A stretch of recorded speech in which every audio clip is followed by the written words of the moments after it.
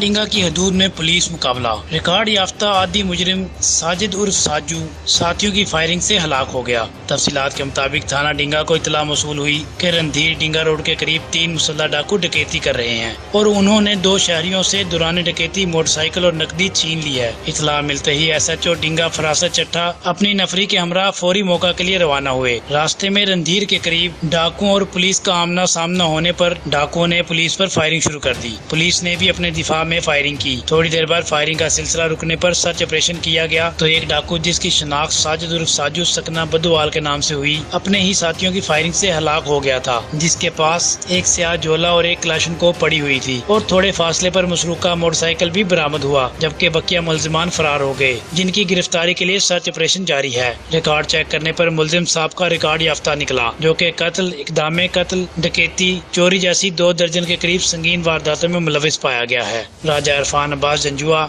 Chenab news, Khariyan.